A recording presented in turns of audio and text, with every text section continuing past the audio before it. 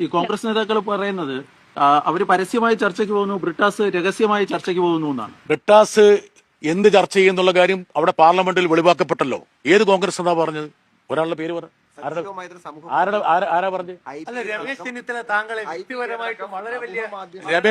രമേശ് ഒരു സെക്കൻഡ്. രമേശ് ചെന്നിത്തലയെ കുറിച്ചൊക്കെ യഥാർത്ഥം എനിക്ക് വലിയ ബഹുമാനവും ആദരവുള്ള ആളാണ്. പക്ഷെ അദ്ദേഹം എന്നെ കഴിഞ്ഞ കുറച്ച് ദിവസങ്ങളായിട്ട് പുകഴ്ത്തുന്നത് കൊണ്ട് ഞാനും തിരിച്ച് പുകഴ്ത്തണമെന്ന് അദ്ദേഹം ആഗ്രഹിക്കുന്നുണ്ടാവും. അതുകൊണ്ട് ഞാൻ വേണം അദ്ദേഹത്തിന് ഒന്ന് പുകഴ്ത്താം.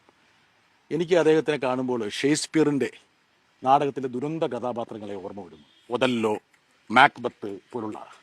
അദ്ദേഹം 10 വർഷം മുമ്പ് ഷാഡോ ക്യാബിനറ്റ് ഉണ്ടാക്കിയ ആളാണ്. ഷാഡോ ക്യാബിനറ്റ് ഉണ്ടാക്കിയ ശേഷം പിന്നീട് അദ്ദേഹത്തിന്റെ ശിഷ്യനായിരുന്ന ഒരാളുടെ കീഴിൽ അവിടെ പ്രവർത്തിച്ചുകൊണ്ടിരിക്കുക. പ്രതിപക്ഷ നേതൃസ്ഥാനം പോലും കൊടുത്തില്ല. രണ്ടാമത്തെ ശിഷ്യൻ കെ സി വേണുഗോപാൽ, അദ്ദേഹം എൻ്റെ സഹപാഠിയായിരുന്നു പയ്യന്നൂർ കോളേജിൽ. എനിക്ക് ഓർമ്മയുണ്ട്, കെ സി വേണുഗോപാലൊക്കെ അന്ന് ആരവത്തോട് കൂടിയിട്ട് വരുന്ന തന്റെ നേതാവായിട്ടുള്ള രമേശ് ചെന്നിത്തലയെ കാത്ത് ക്യൂ നിൽക്കുന്ന രംഗം എനിക്ക് ഇപ്പോഴും മനസ്സിലുണ്ട്. ഇന്ന് കെ സി വേണുഗോപാലിനെ കാണണമെങ്കിൽ അദ്ദേഹം ഒരാഴ്ച കാത്തിരിക്കണം. അപ്പോൾ അതുകൊണ്ട് ഷേക്സ്പിയറിന്റെ ഒരു ദുരന്ത കഥാപാത്രത്തെ എൻ്റെ മനസ്സിലേക്ക് കൊണ്ടുവരുന്ന രമേശ് ചെന്നിത്തലയെ പോലുള്ള ആൾക്കാരോട് എനിക്ക് ബഹുമാനക്കുറവില്ല. അദ്ദേഹത്തിന്റെ അഭിലാഷങ്ങൾ പൂവണിയട്ടെ എന്നുള്ള ഒരു ആശംസ മാത്രമേ നേരാനുള്ളൂ.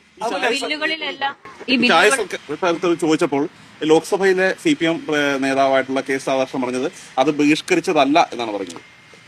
ബഹിഷ്കരിച്ചതെന്ന് പറഞ്ഞാൽ അത് പോകാൻ പാടില്ലല്ലോ, പോകരുന്നാണ്. ഇതിനകത്ത് ബഹിഷ്കരണമല്ലല്ലോ, ഞങ്ങൾ പോകുന്നില്ല, അത്ര തന്നെ.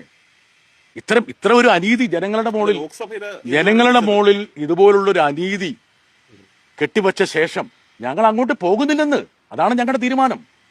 ഞങ്ങൾ പോകുന്നില്ലല്ലോ.